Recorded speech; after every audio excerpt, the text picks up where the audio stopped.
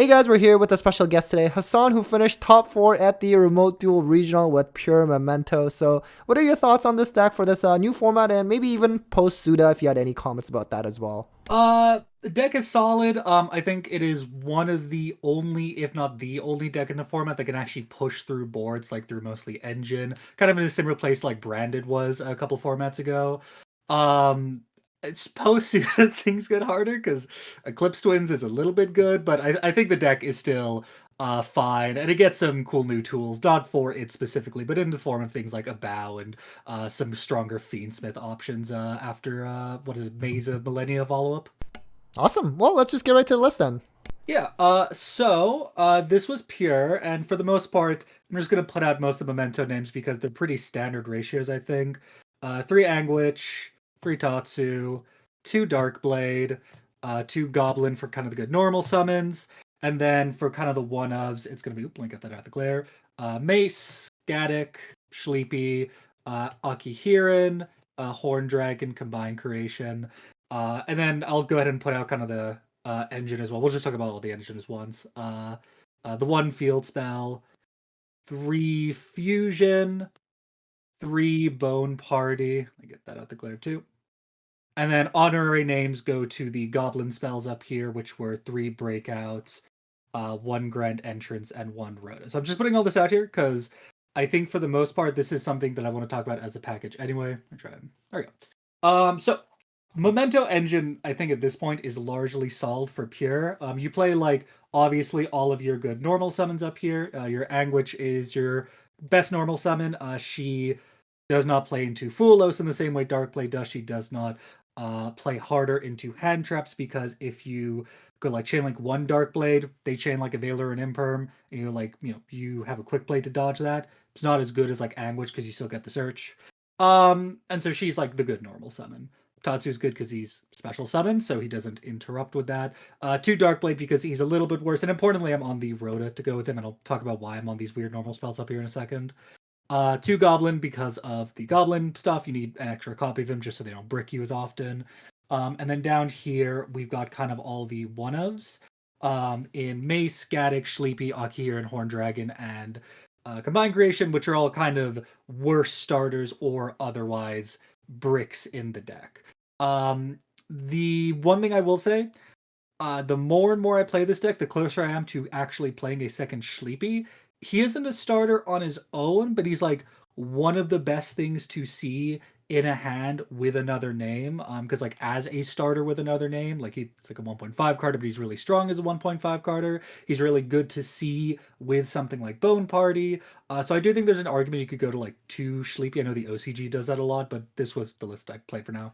And then for the spells down here for the engine, again, nothing too weird. You always play field spell. You always play three bone party. I know some people play two fusion because you technically don't need the third. Akihiran kind of solves that issue for you with regards to things like the grind game and making sure you have copies in rotation. Um, I really like three. I just think that in a format with decks as strong as Ryziel and Malice, where you're not so much just trying to play through non-engine, but you're also trying to kind of gas through the board a little bit. You have to be able to actually beat the detonator, beat the terahertz and the whitebinder, that sort of thing. I do think having just an extender as strong as fusion is really valuable, even if it is a little bit bricky. And then the same thing goes for the honorary bone party breakout, which is just bone party for goblin.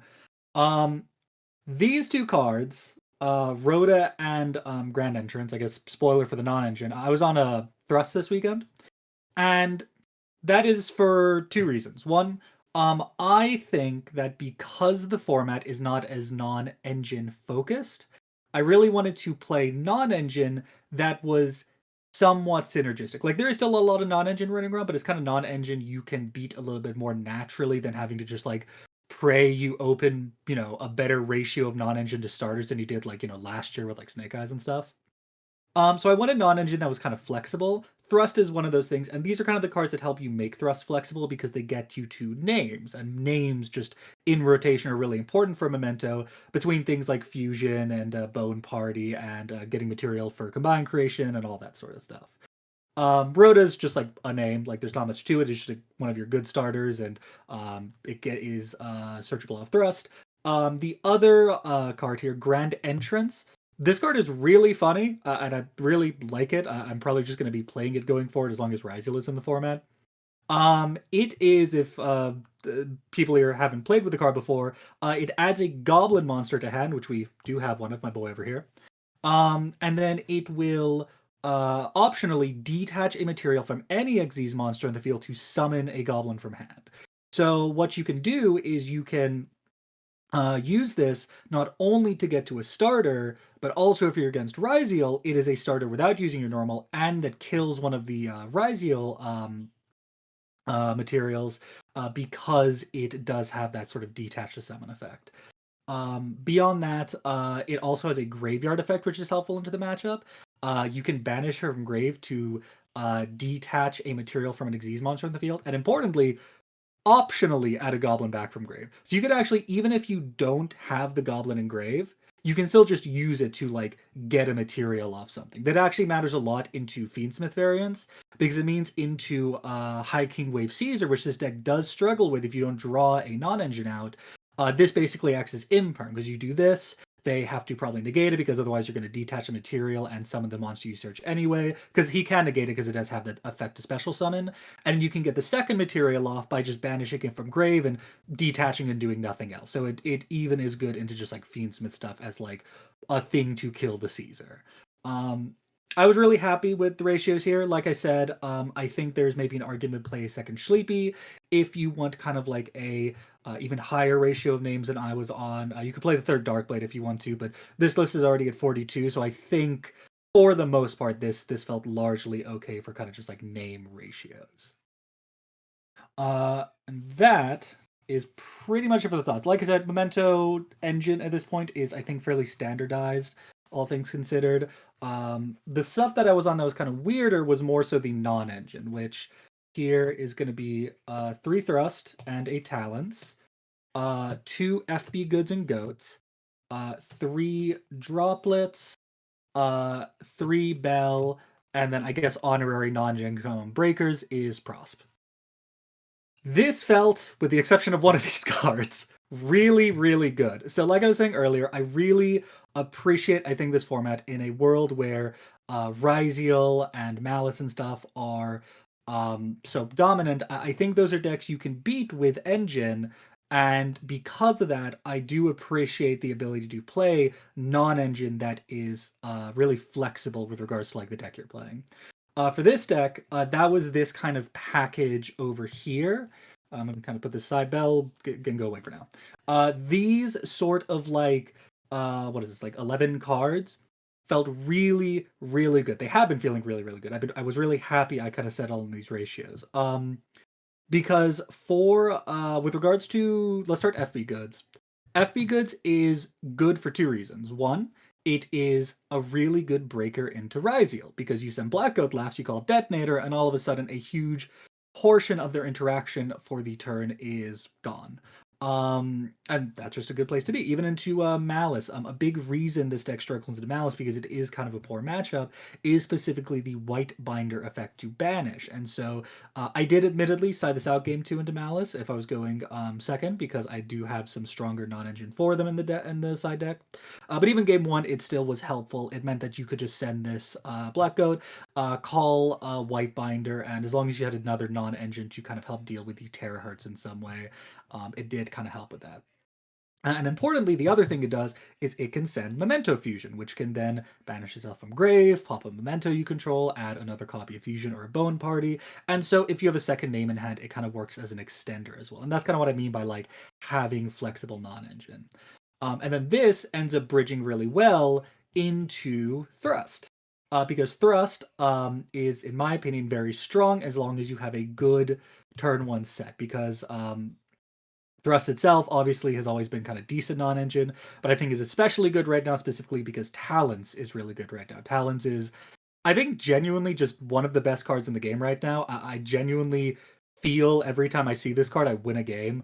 And so Thrust gets you to Talons while also being flexible because it either can get you to FB Goods, which is an extender, and other forms of non-engine if Talons is already in your hand or you need something flexible, or it can get you to a name through the Goblin Grand Entrance and the Rhoda I was on. Again, kind of fitting in with that whole thing of being flexible. And then Droplets kind of just ends up fitting in with the rest of this along with the Rhoda spells because you want Droplets plus Breakers feels really good because you get kind of like double duty out of the Breakers. They act, you activate a Breaker, maybe they chain something, maybe they don't, and then you can chain Droplets to send it for cost. So it just ends up working out as I think a really efficient package. And then Prosp kind of gets the honorary mention here because it can be grabbed off thrust. So if you are in kind of a weird position where you need something that is not already thrustable, Prosp can be kind of like a Hail Mary. And of course, it's Prosp in a list with breakers and, that you can afford to run Prosp in. There's very little reason not to run it in a list like this, in my opinion. So this package has felt incredible. It kind of does everything you want in being kind of just a really strong set of non-engine. It can get you to additional engine in situations where you need it. So it kind of does that whole flexibility thing, while also otherwise just being a good set of breakers, in my opinion. These 11 cards, I don't think I would change in any way. Only thing I will comment on in case anyone asks is 2 FB goods because 3 thrust, 3 FB goods gets a little bit bricky. Thrust is a little bit more flexible as a card, I think. So I kind of wanted to opt to run 3 of that instead of the FB goods. And it kind of ended up working out. I did feel I was clogging a bit too much, so I won 3 of each. Then we can talk about Bell. This card sucked. I hate to say it because the theory on Bell is that Malice is ultimately a worse matchup, and it does mean that you have a really strong breaker in a Malice, not a hand trap, a breaker. Because the reason you play Bell is to hit the GWC, and it's a way to turn off a lot of their interaction because they don't get to Whitebinder, and because they don't get to Whitebinder, they don't get to MTP. And it is not something that Terahertz can interact with. So it is very strong in the Malice. I think a lot of people probably already know that.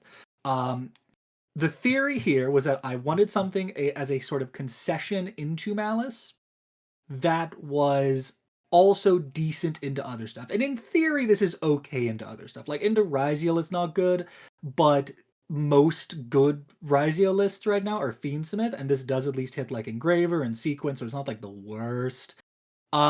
But in practice, it just ended up being really underwhelming. Even into Malice, I never felt I really needed a game 1. I think there is probably a good argument to take this out for if you own them, because you'll notice this is the end of the main deck here. I do not play Fuwalos. The reason for that, do not own them. So, if you own Fuwalos, I think that's just what this slot becomes. Fuwalos is kind of the one hand trap that I do think has a very solid place in breaker lists. If not, the other things I was considering was Imperm, again, as something that is just super flexible, and it does fit with the whole sort of going second breaker thing, good synergy with Droplet, stuff like that. What's it called? Book of Eclipse is really strong. More so anti-Ryziel, and I think there's a good chance that that's what I'll be on post-SUDA since that format's coming up, just because I think Ryziel is going to be so much stronger than even it is right now due to Eclipse Twins. Barring all of that, I think there is a very real argument to just cut this card entirely. Play maybe like a one of here for thrust. Ulti Slayer comes to mind, and we'll talk more about Ulti Slayer when I get to my side deck. And then just play like 40 because this is 42 right now. Because honestly, these behind the bell here, these 11 cards just kind of carried me through the whole day. I was actually I would have been happy just playing these and not even bothering with the last non-engine slot. So if you don't want to go above 40, although I think going above 40 is fine in Memento a little bit, but if you don't and you don't own Fuwalos and you don't really want to play any of the other more specific non-engine, I think there's a good argument to just cut these and not bother with another one to begin with. So that is more or less it for said non-engine. We'll talk extra next because the side is weird. And for the most part, again, the extra deck I think is fairly standard. Outside of the cards that are relevant to the side deck.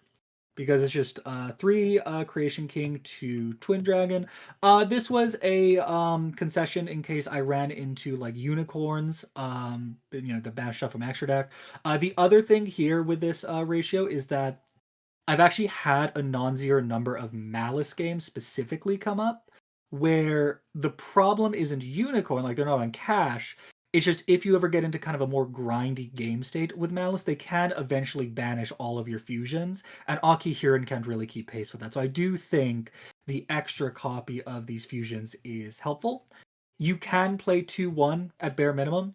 I know a lot of people play 2-2. I actually prefer 3-1. I think keeping the Creation King in rotation no matter what is more helpful than having the extra Twin Dragon. And it also does help into certain breakers to have that extra Creation King you can make on like your opponent's turn, in my experience. But you can really play anything from 3 to 5 copies of these, and it all I think feels okay.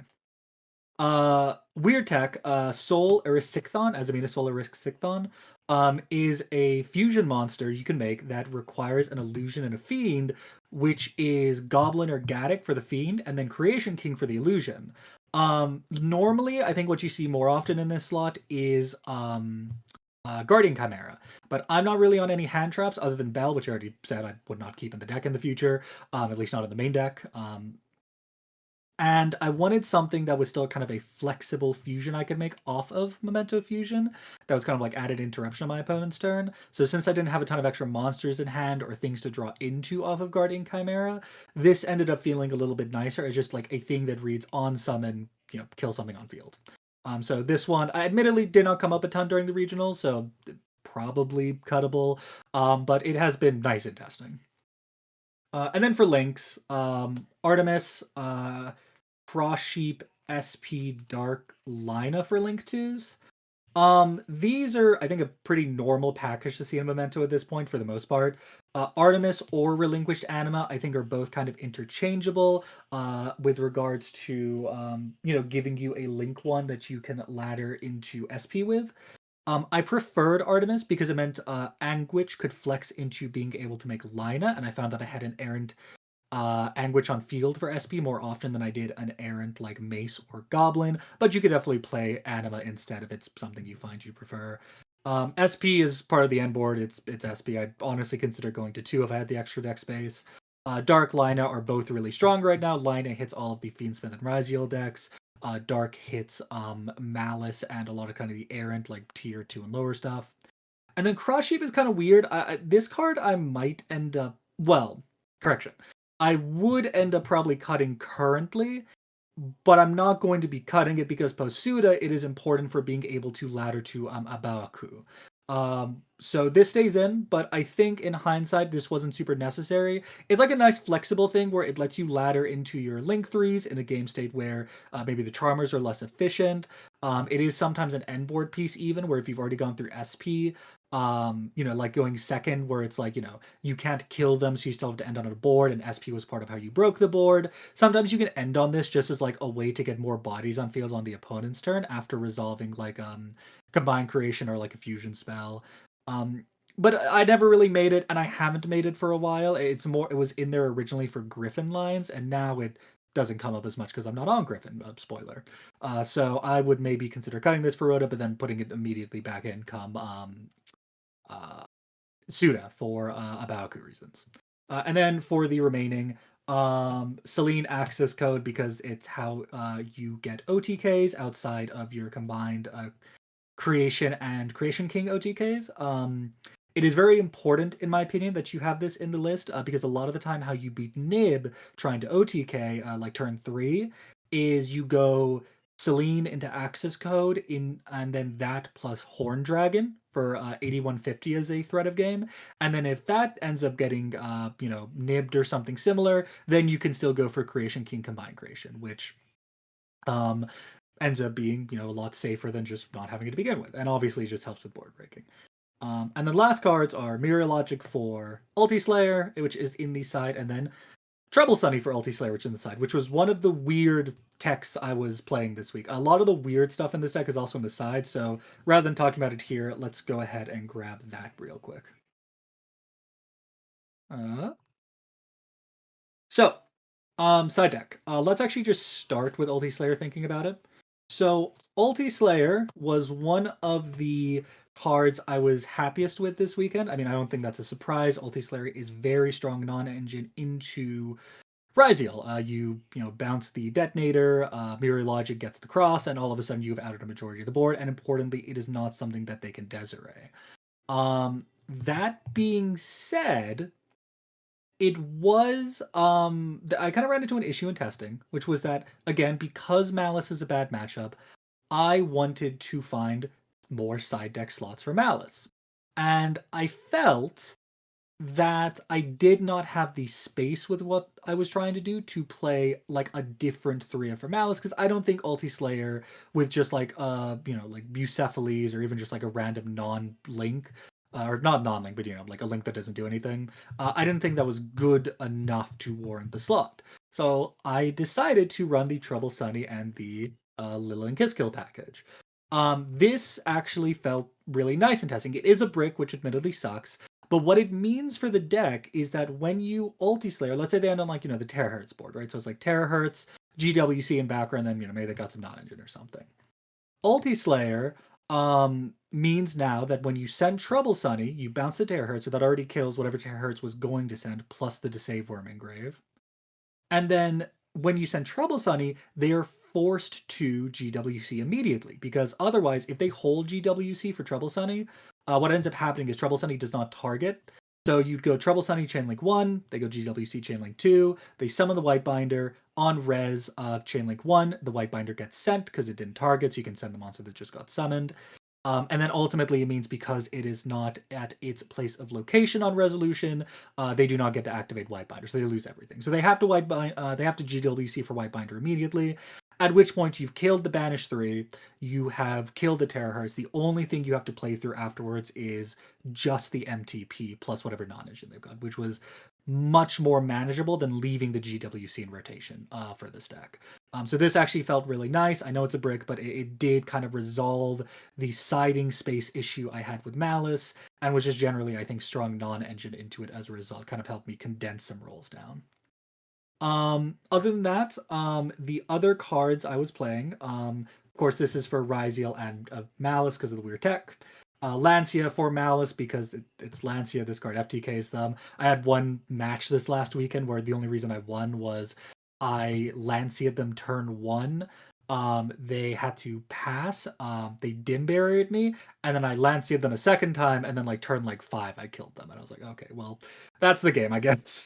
And then the other really weird tech in the extra deck, side deck rather, was Gameciel, the turtle. This card, I think, won me 3 matches.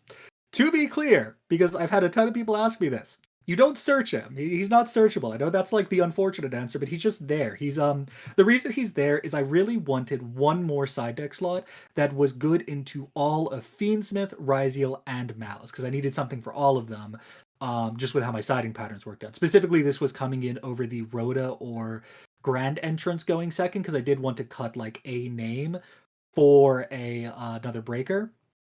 And Grand Entrance is a lot worse into Malice, and Rhoda is a lot worse into Ryziel, because Darkblade and Goblin are worse into the 2 decks, respectively. So I wanted a 1-of slot to take one of those Rhoda spells out of going second.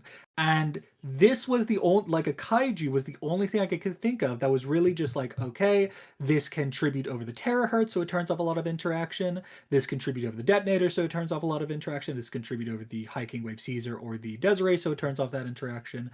So it just kind of worked out to be like that weird 1-of slot that really kind of answered everything I wanted to answer in not a great way, but a good enough way to kind of make the sort of like 4th or 8th side in post side. And it worked out really well. I think one of the games I won, which is because it was just a good card, it was the out that I drew to Hiking Wave Caesar, which again, this deck can struggle against. And I felt really bad about this. My other 2 wins with this card, I played against 2 Striker Malice, and if anyone remembers Kaijuing Striker players back in TOS format, it was good. Turns out turning off all the Striker back row and Terahertz is not a bad place to be for a card. So this was really solid. Probably would not play this again post-SUDA because Ryziel becomes much more resilient to this card post-SUDA, again because of Eclipse Twins. But it was really nice for this weekend, just as the 1-of. And then this was the weird card that I would probably cut from the side, was Drolls. So Droll is not good right now into Ryziel and Malice, to be clear. This was not for those decks. The reason Droll is in here is because I wanted a concession into decks that felt kind of very like wombo combo-y, things like Merlantian and Yubel and stuff, where it was just a card that meant that I did not lose going second, and that because I am on breakers, and the breakers are very good into Malice and Rizal in my opinion, but do struggle a bit into some of those heavier combo decks.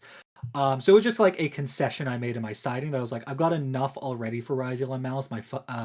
My siding patterns for those are set in like 12 cards already. So these three were just like an extra concession. In hindsight, apparently it should have been like a Cosmic Cyclone or a Lightning Storm because I got rolled by Dynamorphia, which ended up winning the tournament. So can't complain too much, I guess. But I guess it should have been Dynamorphia hit. I don't know what to tell you. But that was kind of the logic behind these.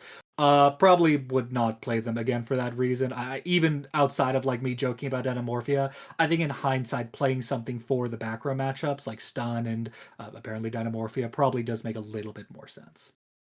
And then the last few cards here are just like my going first suite. Call by, Dim Barrier, Sanctum, and Fracture Dance. Call by, I think you have to play somewhere as a going first option, just because you don't want to die to Shifter if possible, because this deck does struggle massively into Shifter, and unlike during Tenpai, there's not a great Silhouette Rabbit target you can play to try and live through a turn into like Malice. Um, Dim Barrier and Sanctum are the good thrust targets for going first. Sanctum, of course, for Malice, Dim Barrier for Ryziel, as well as other things. And then Fracture Dance was sort of something that acted as like a general purpose set. Like Thrust, the main deck set normally is Blackout Laughs, but Fracture Dance obviously is quite strong, just being able to pop 1 or 2 cards, and it is also searchable off of your mainline combo if you side it in going first. You can end on Fusion, Bone Party, and Fracture Dance in back row if you want. So this was kind of like an extra searchable off Thrust, extra searchable off going first. That just meant the end board was a little bit better, and it worked out just like a good flexible card to fit in. It actually won me a game because this ended up outing a Chaos Angel that I would not have been able to deal with otherwise. So I was happy I was playing it. And yeah, that pretty much does it for the deck. Felt really good. Like I said, the Drolls in the side and the Bells in the main are the only things I'd super consider changing for this format. Otherwise, it felt really solid. Very few complaints. Awesome. Well, thank you so much for the profile and in-depth explanation. I'm sure the viewers will appreciate that. Any last shoutouts? Yeah, so just a few shout outs. Shout out to, of course, my main testing partner as usual, VJ. Shout out to Sign, Twilight, and Aki for being kind of my partners in crime for a lot of Memento theory. Some of the players who maybe don't play as much Memento anymore now too, like Solar and Swampe. And then, of course, as always, shout out to Aya, my girlfriend, who I think keeps me sane when I'm testing for these. Aw, awesome. Thank you so much.